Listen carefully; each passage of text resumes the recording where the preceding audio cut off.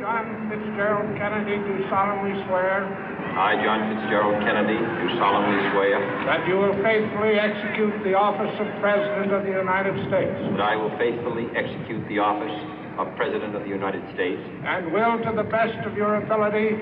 And will, to the best of my ability. Preserve, protect, and defend the Constitution of the United States. Preserve, protect, and defend the Constitution of the United States. So help you God.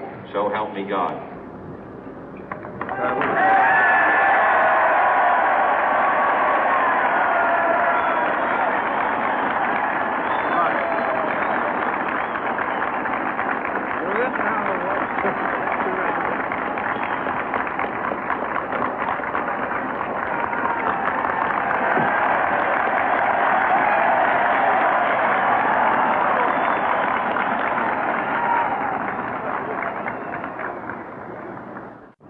Vice President Johnson, Mr. Speaker, Mr. Chief Justice, President Eisenhower, Vice President Nixon, President Truman, Reverend clergy, fellow citizens. We observe today not a victory of party, but a celebration of freedom, symbolizing an end as well as a beginning, signifying renewal as well as change. For I have sworn before you and Almighty God the same solemn oath our forebears prescribed nearly a century and 3/4 ago. The world is very different now, for man holds in his mortal hands the power to abolish all forms of human poverty and all forms of human life. And yet the same revolutionary beliefs for which our forebears fought are still at issue around the globe. The belief that the rights of man come not from the generosity of the state, but from the hand of God. We dare not forget today that we are the heirs of that first revolution. Let the word go forth from this time and place to friend and foe alike that the torch has been passed to a new generation of Americans born in this century, tempered by war, disciplined by a hard and bitter peace, proud of our ancient heritage, and unwilling to witness or permit the slow undoing of those human rights to which this nation has always been committed and to which we are committed today at home and around the world.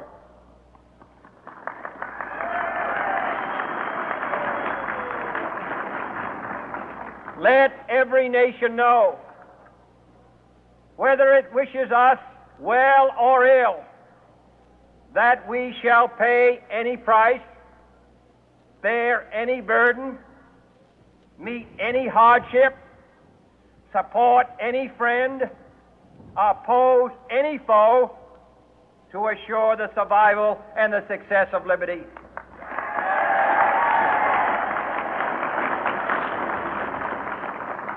This much we pledge and more. To those old allies whose cultural and spiritual origins we share, we pledge the loyalty of faithful friends. United, there is little we cannot do in a host of cooperative ventures. Divided, there is little we can do, for we dare not meet a powerful challenge at odds and split asunder. To those new states whom we welcome to the ranks of the free, we pledge our word that one form of colonial control shall not have passed away merely to be replaced by a far more iron tyranny. We shall not always expect to find them supporting our view, but we shall always hope to find them strongly supporting their own freedom, and to remember that in the past, those who foolishly sought power by riding the back of the tiger ended up inside.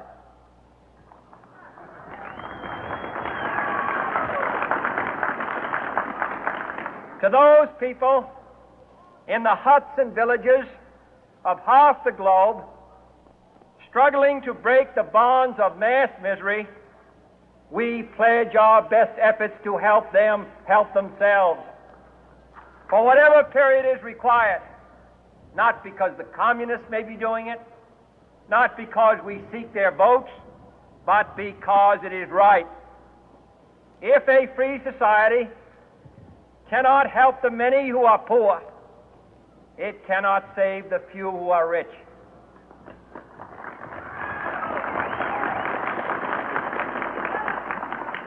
To our sister republics south of our border, we offer a special pledge to convert our good words into good deeds, in a new alliance for progress, to assist free men and free governments in casting off the chains of poverty.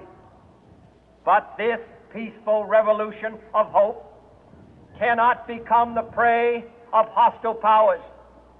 Let all our neighbors know that we shall join with them to oppose aggression or subversion anywhere in the Americas. And let every other power know that this hemisphere intends to remain the master of its own house.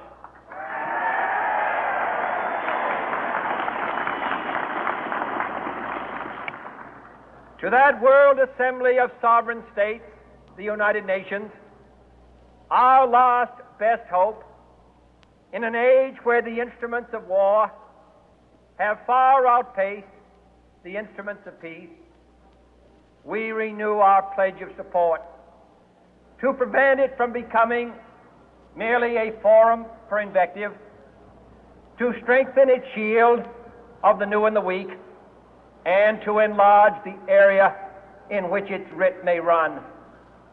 Finally, to those nations who would make themselves our adversary, we offer not a pledge, but a request that both sides begin anew the quest for peace.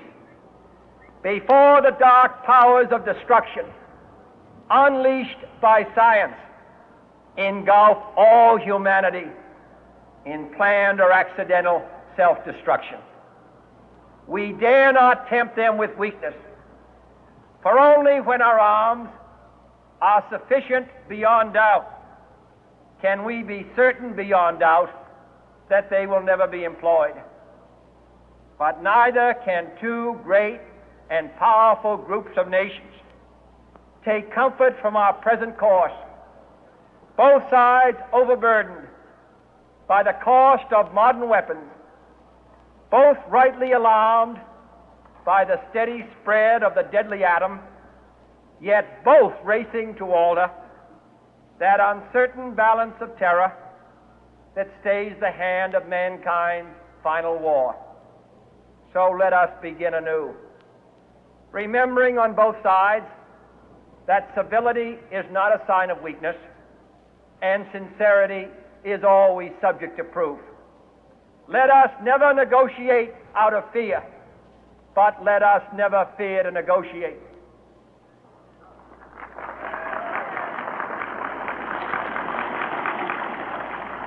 Let both sides explore what problems unite us, instead of belaboring those problems which divide us. Let both sides, for the first time, formulate serious and precise proposals for the inspection and control of arms, and bring the absolute power to destroy other nations under the absolute control of all nations.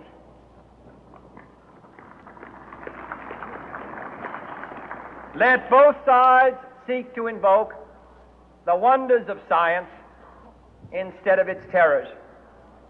Together, let us explore the stars, conquer the deserts, eradicate disease, tap the ocean depth, and encourage the arts and commerce.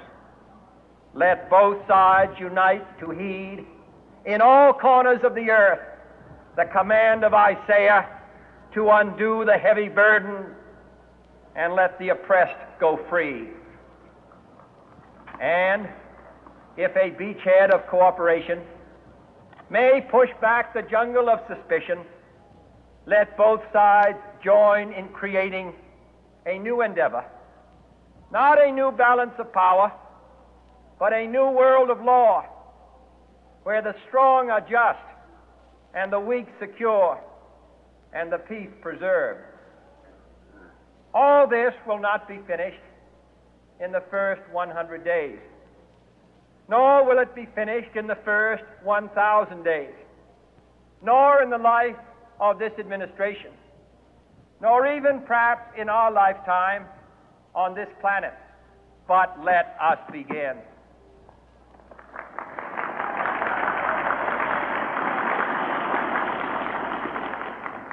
In your hands, my fellow citizens, more than mine, will rest the final success or failure of our course.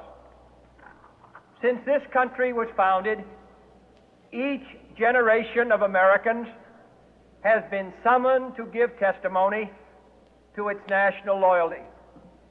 The graves of young Americans who answered the call to service surround the globe.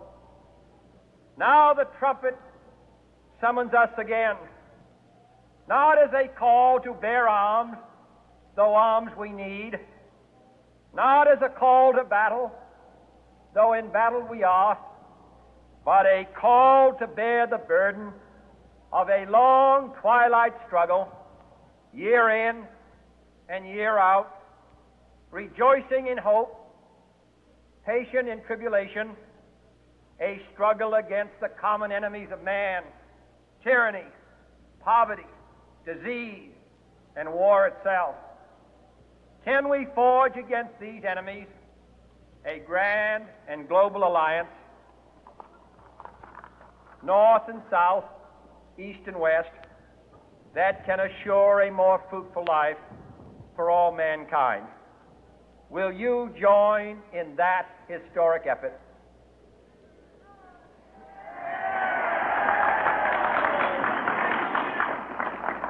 In the long history of the world, only a few generations have been granted the role of defending freedom in its hour of maximum danger. I do not shrink from this responsibility. I welcome it.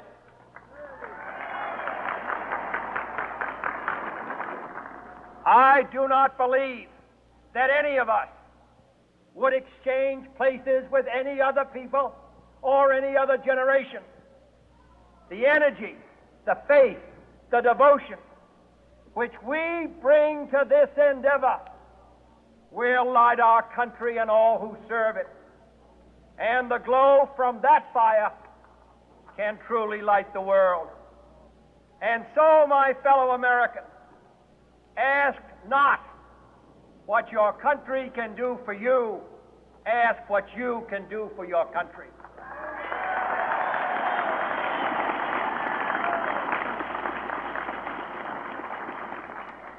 My fellow citizens of the world, ask not what America will do for you, but what together we can do for the freedom of man.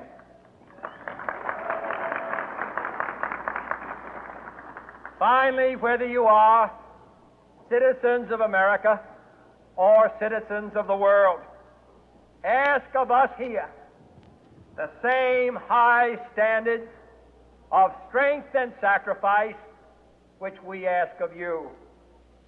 With a good conscience, our only sure reward, with history the final judge of our deeds, let us go forth to lead the land we love, asking His blessing and His help, but knowing that here on earth, God's work must truly be our own.